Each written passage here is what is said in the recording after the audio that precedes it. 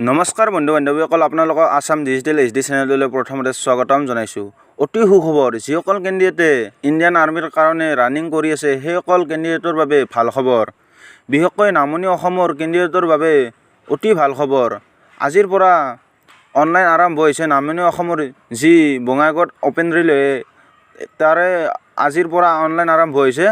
Online apply কৰিবলৈ কি qualification লাগিব বা কোন ডিষ্ট্ৰিক্টত হ'ব গোটেই এই ভিডিঅ'টোত আমি আলোচনা কৰিম।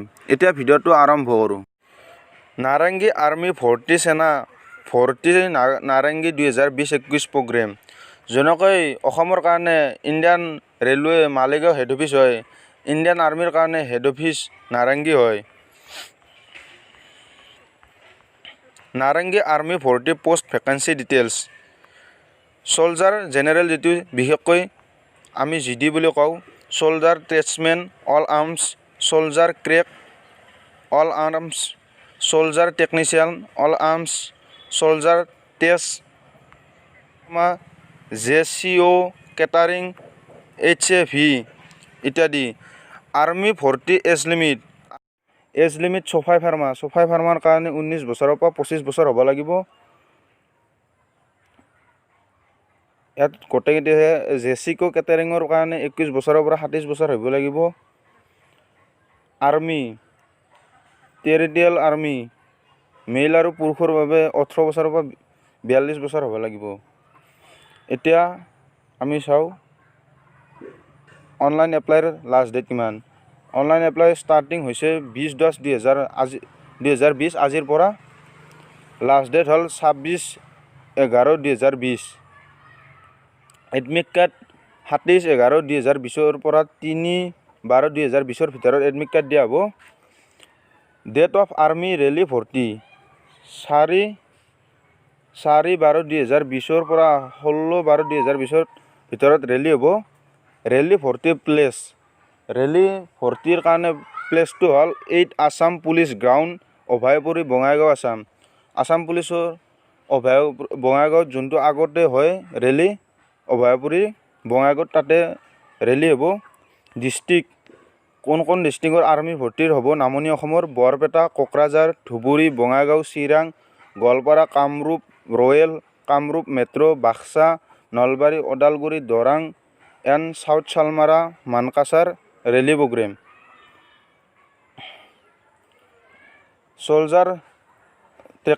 চলজাৰ ভৰ্তি ট্ৰেড SGD এইকেইটা বিশেষকৈ বেলেগ পোষ্ট হয়।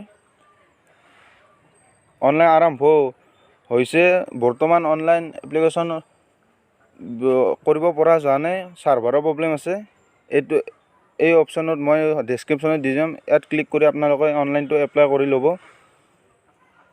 এতিয়া আমি চাম এডুকেশ্যন কোৱালিফিকেশ্যন আৰু হাইট, ৱেট আৰু চেষ্ট কিমান লাগিব। চলজাৰ GD বিশেষকৈ জেনেৰেল ডিউটিৰ চফাই pharma, soldier tradesman, JCO catering এইকেইটাৰ কাৰণে হাইট লাগিব 160 centimetre. Soldier technician and soldier nursing এছিষ্টেণ্টৰ বাবে লাগিব 157 centimetre or 157 centimetre. Height for soldier clerk and soldier store keeper technician কেটেগৰীৰ কাৰণে 160 চেণ্টিমিটাৰ লাগিব।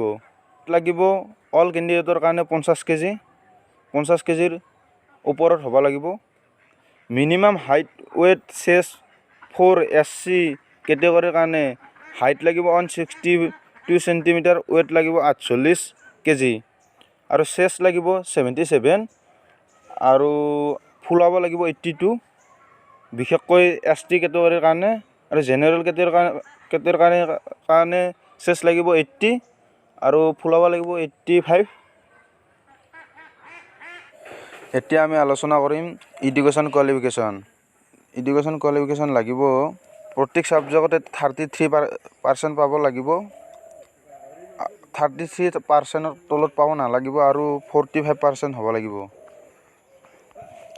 হাইয়েষ্ট কোৱালিফিকেশ্যন 10+2 GDৰ কাৰণে 10+2 হায়াৰ ছেকেণ্ডাৰী পাছ কৰিলে 45% থাকিব লাগিব।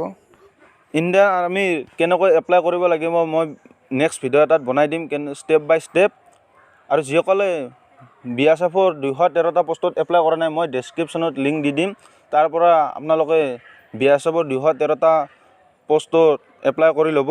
এনেধৰণৰ নতুন নতুন চাকৰি লেটেষ্ট নিউজ জানিবলৈ মোৰ চেনেলটো ছাবস্ক্ৰাইব কৰক আৰু কাষত থকা বেল আইকনটো বজাই দিব। তাৰ উপৰি লাইক কমেণ্ট শ্বেয়াৰ কৰিব। ধন্যবাদ। জয় অসম।